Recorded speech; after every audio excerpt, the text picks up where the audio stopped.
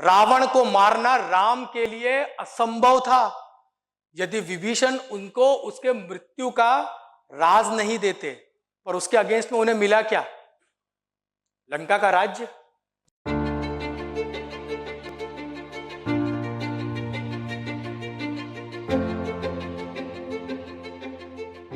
और अगर आपको किसी भी व्यक्ति के साथ में डील करना है ना सर, तो एक चीज ध्यान रखना है, इसको दाम नीति दान नीति बोलते हैं। बिना दान के, बिना दिए कहीं भी कुछ हो नहीं सकता। एक एग्जाम्पल मैं आपको देने की कोशिश करता हूँ। ये कोई बता सकता है स्टोरी? मेरा कोई दोस्त यहाँ से ये स्टोरी कोई बता सकता हो? एनीबडी? नाम भी लिखा है उग्रसेन। कितने लोग जानते हो Ugrasen? Come on man, Ugrasen कोई नहीं जानता?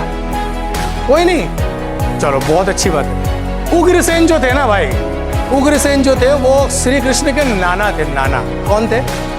नानू, है ना? नाना के घर जाएंगे ना, मामा चक वाले जाऊ या वो वाले नानू। अब ये नानू के तो मामा तो यार डेंजर वाला मामा था। तो अब एक चीज सोचो कि एक जब ये कहानी मैं समझ रहा था ना, इस सिचुएशन को जब मैं समझ रहा, तब मुझे ऐसा लगा कि प्रैक्टिकली अगर मैं कलयुग में उस चीज को देखूं तो ये कैसे पॉसिबल है। लोग कहते हैं कि भगवान कृष्ण की उम्र 14, 15, 16 साल जो भी थी, छोटी सी उम्र थी, और वो चलते हैं गोकुल से, वो मथुरा में आते हैं, और मथुरा में आने के बाद में कंस को वो बुलाते हैं कि भाई आओ लेट्स फाइट टुगेदर।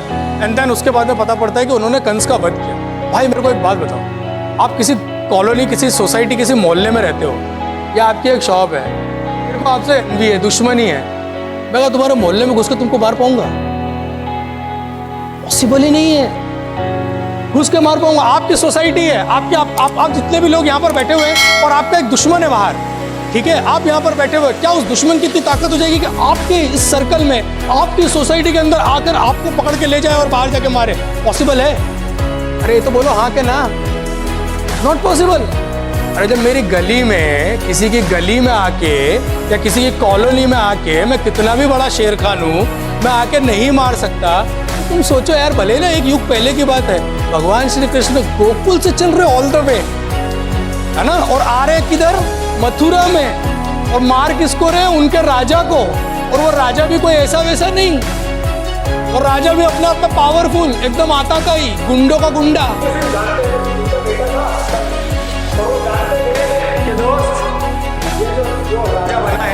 ये एक नंबर का शैतान है, ये दुनिया को बहुत परेशान कर रहा है, लोगों को बहुत परेशान कर रहा है। यदि मुझे धर्म की स्थापना करनी है किसी भी प्रकार से, तो मुझे एक चीज समझनी पड़ेगी कि मुझे इस कंस को गद्दी से उठाना पड़ेगा। तो देन ही हेल्प्ड हिम कि आओ अंदर, आप इसको अब ललकारो, अब मारो, है ना। एक बाप ने अपने बेटे को राज्य से, धर्म की स्थापना करने के लिए उग्रसेन को हटाया, है ना।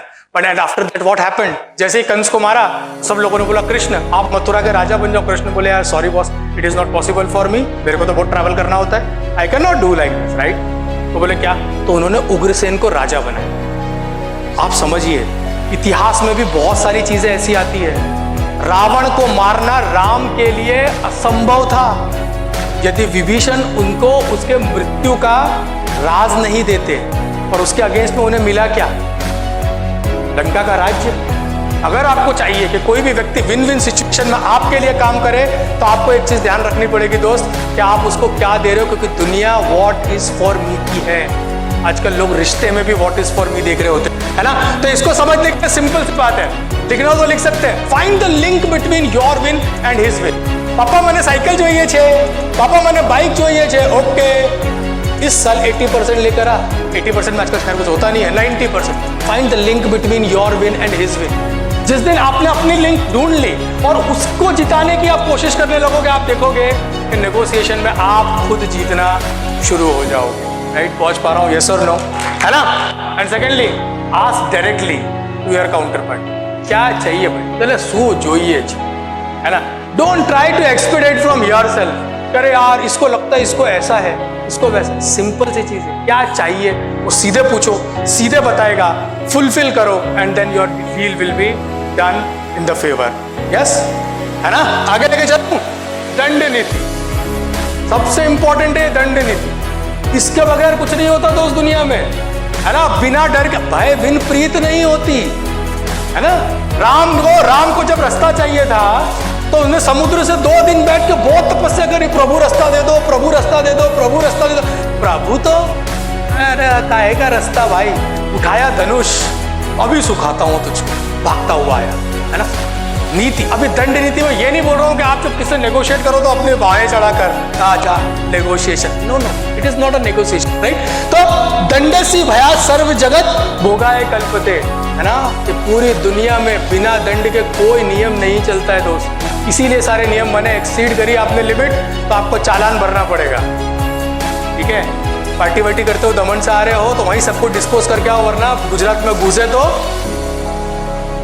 हाजी कोई बोला वहां से राइट, हर चीज का है। तो ये प्रसंग आता है शिशुपाल का वध, और एक दूसरा प्रसंग आता है विराट स्वरूप का दर्शन। जब पूरी बातें हो जाती है तो जो दुर्योधन बोलता है कि बोले अरे तू है कौन ग्वाले, मैं तुझको बांधता हूं, है ना, तुझको बांधने की कोशिश करता हूं। और वो बांधने की कोशिश करते तो भगवान श्री कृष्ण अपना विराट स्वरूप दिखाते हैं। This is what the plan B. अगर किसी भी प्रकार के नेगोशिएशन में आप प्लान बी के बगैर जाएंगे, फिर दोस्त मैं आपको खुल के बोलूं, चाहे फिर वो सैलरी नेगोशिएशन हो, चाहे वो आप प्राइस नेगोशिएशन कर रहे हो, या फिर अपने लाइफ में अपने लाइफ पार्टनर को देखने का नेगोशिएशन कर रहे हो, किसी भी प्रकार का नेगोशिएशन, प्लान भी उसे मालूम होना चाहिए कि इसे, है ना, वो कहते हैं ना, ठुकरा के मेरा प्यार अब मेरा इंतकाम देखेगी। तो इंतकाम रेडी होना चाहिए बॉस, इंतकाम रेडी नहीं है तो कुछ नहीं होने वाला, राइट। तो आगे develop your plan B, always have a plan B along with you. आप नहीं आए तो तू नहीं तो दूसरी सही, दूसरी नहीं तो तीसरी सही, तीसरी नहीं तो चौथी सही, पर वो दूसरी तीसरी की सेटिंग तो होना चाहिए। तो simple, identify your best alternatives. आपसे अगर डील नहीं हुई तो माय सेकंड अल्टरनेटिव इज, ठीक है 19 है, क्या फर्क पड़ता है ना। सेकेंडली, एसेस योर ऑप्शंस, कौन कौन से ऑप्शंस हो सकते हैं, पीली वाली मेरी, नीली वाली तेरी, लाल वाली तेरी, है ना। ये सब यूज ऐसा वाला नहीं करो, लेकिन you have to be the option. अगर मान लीजिए ये करियर मेरा सेट नहीं हुआ तो what is the second career I can opt for. अगर मान लीजिए मेरा बिजनेस नहीं चला तो what is the second skill जिसके ऊपर मैं आगे बढ़ सकता हूं। Third one, select your plan B and determine the bottom line value, because you are negotiating with somebody. Alternative plan B, है ना, सिंपल। इसको हम लोग बोलते हैं डॉल्फिन अप्रोच। डॉल्फिन को जानते हो? डॉल्फिन को जब सिखाया जाता है ना तैरना, वो सीधे ही पानी से नहीं उछलती है, सीटी मारती है। पहले उसको सिखाते हैं तो एक रस्सी रख देते हैं केवल जमीन पे, पानी के अंदर जमीन पे, वो आती जाती उसकी लर्निंग हो जाती है कि रस्सी के आजू बाजू आना जाना। फिर वो जब एक बार जाती है तो उसको कुछ खाने को देते हैं, वो जाती है, वो बोलती वाह यार रस्सी को मैंने क्रॉस किया तो मुझे खाने को मिल रहा है। फिर रस्सी थोड़ी ऊंची, अब डॉल्फिन गई, नीचे से निकल गई, खाना नहीं मिला। फिर 2-4 बार उसने ऐसा किया, 5वीं बार में उसको, जब वो ऊपर से गई तो उसको खाना दे दिया। उसको लगा रस्सी के ऊपर से जाना होता है, और इसी तरीके से रस्सी का लेवल ऊंचा करते जाते हैं, करते जाते हैं, करते जाते हैं, करते जाते हैं। और एक दिन जब आप लोग कभी आपने डॉल्फिन शो देखा हो तो वहां से केवल आदमी सीटी गया, तब तक खाना भी नहीं मिलता, और वो कई फीट ऊपर से उछल के आपको आपके कारनामे दिखा। लोगों को भी डॉल्फिन की अप्रोच से ही ट्रीट किया जाता है मेरे दोस्त। आपके लिए यदि कोई चीज ना है तो आपको बहुत ज्यादा स्टबर्न होना पड़ेगा कि ये ना है, I can not allow, I can not go. आप छोड़ोगे डील तो फिर तो लोग तो यार कंधे पे बिठाओगे तो सर पे तो नाचने आएंगे ही, सीधी सी बात। पहुंच पा रहा हूं ये सुन लो, हाँ। And the fourth one is भेद नीति। अरे सबसे इंपॉर्टेंट नीति है बॉस, भेद नीति। नहीं हुआ, सेल्स का बंदा हूं मैं, 2 गुरु मंत्र दे करके जाऊंगा, सेल्स का ABC, है ना, ऑलवेज बीइंग क्लोजिंग, हमेशा क्लोज करते रहो, या तो फिर CCC, बोलो क्या, कन्विंस, है ना, कन्विंस करने की कोशिश करो, कन्विंस कर लो, है ना।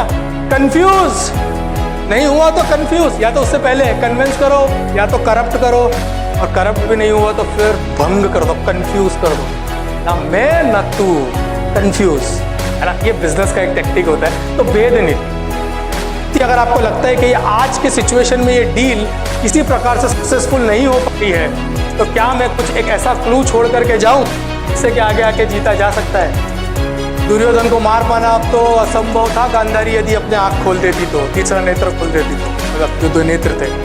तो भगवान ने कहा कि भेद नीति, अरे ऐसे जाओगे माँ के सामने, इतना बड़ा हो गया, ओ शेम शेम, ऐसे जाएगा? बोले अरे कैसे? तो बोले काम पर, कम से कम अधोवस्त्र तो धारण कर ले, अपने माँ के सामने ऐसे जाएगा, पहली बार कितना बुरा लगेगा। और भाई को पत्ते पहना दिए। एंड में क्या हुआ, जहां जहां पत्ते पहने थे वहीं वहीं भीम ने तोड़ा।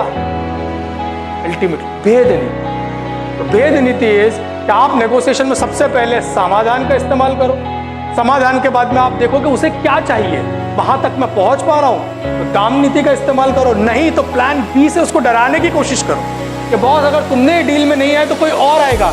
और चौथा, अगर आपको चाहिए वही, तो आपको भेद नीति का इस्तेमाल करना पड़ेगा। पहुंचा पाया साम दाम दंड में। This is the overall negotiation. और अगर कुछ नहीं होता है तो लास्ट रिजॉर्ट युद्ध अवश्यंभावी है।